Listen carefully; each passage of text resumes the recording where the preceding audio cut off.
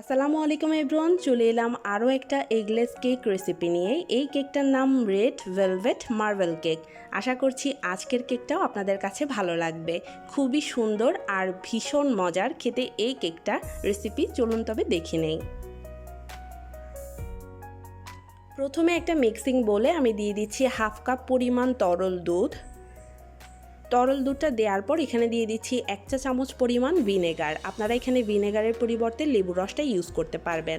তারপর খুব ভালো মতো মিক্স করে নিচ্ছি। এটা একটা বাটার মিল্ক হয়ে গিয়েছে।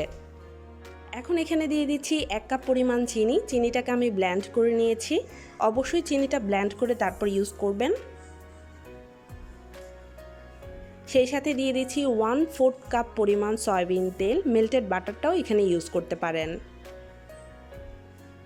দিয়ে দিচ্ছি হাফ চা চামচ পরিমাণ লবণ। মিষ্টি জাতীয় খাবারের লবণটা থাকলে মিষ্টির ব্যালেন্সটা ঠিক থাকে। 1 চা চামচ পরিমাণ ভ্যানিলা এসেন্স দিয়ে দিয়েছি খুব সুন্দর সুঘ্রাণের জন্য। এরপর সব কিছু একসাথে খুব ভালো মতো মিশিয়ে নিচ্ছি। খুব ভালো মতো মেশানো হয়ে গেলে এবার এখানে শুকনো উপকরণগুলো দিয়ে দিচ্ছি। 1 কাপ এবং হাফ কাপ অর্থাৎ 1.5 কাপ পরিমাণ ময়দা। 1.5 কাপ পরিমাণ ময়দার সাথে আমি দিয়ে দিচ্ছি একটা গুঁড়ো দুধের প্যাকেট।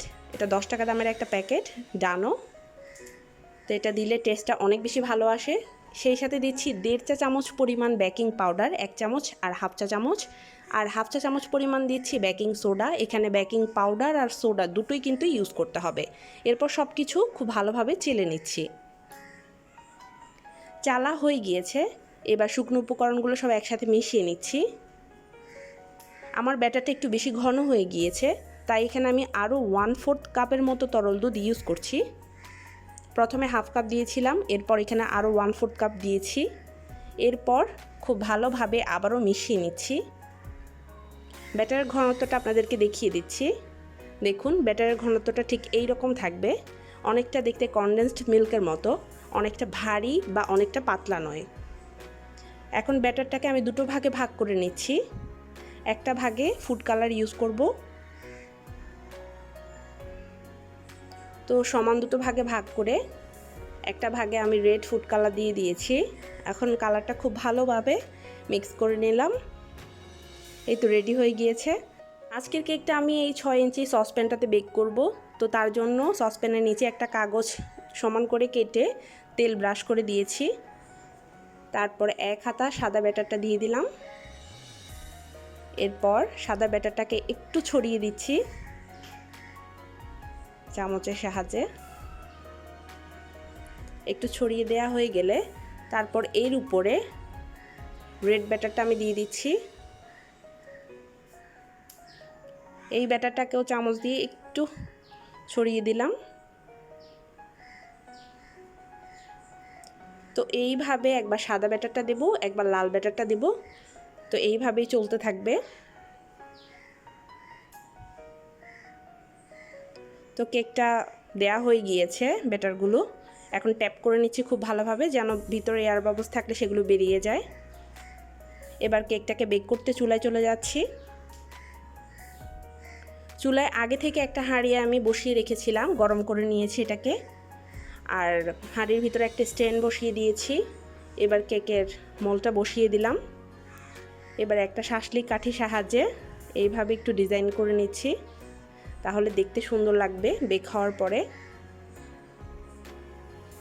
এবার ঢাকনা দিয়ে ঢেকে দিলাম। ঢাকনার গায়ে যদি কোনো ছিদ্র থাকে তাহলে অবশ্যই কাগজ বা টিস্যু পেপার দিয়ে গুজে দেবেন, এতে করে ভেতরের তাপটা আর বাহিরে যাবে না। এখন চুলার হিটটা সামান্য পরিমাণ লো থেকে সামান্য পরিমাণ বাড়িয়ে রেখে 1 ঘন্টা বেক করছি। ফিরে আসলাম ঠিক 1 ঘন্টা পরে। এর মধ্যে কেকটা হয়ে গিয়েছে। তারপর আমি চেক করে দেখছি। একটা শাঁসলি কাঠি মাঝ বরাবর ঢুকিয়ে দিলাম। দেখতে পাচ্ছেন কাঠিটা একদম ক্লিন এসেছে, কোনো ভেজা ভেজা ভাব নেই। তার মানে কেকটা হয়ে গিয়েছে।